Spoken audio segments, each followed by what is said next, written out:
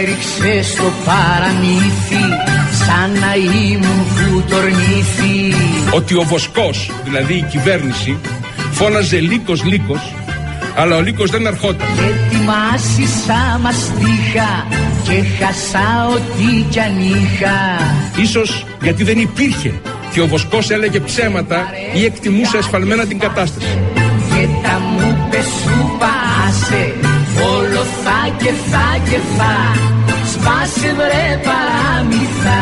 Ξέραμε ότι δίνουμε σκληρή μάχη με τον Λύκο για να τον αποτρέψουμε να μπει στο μαντρί και να φάει τα πρόβατα.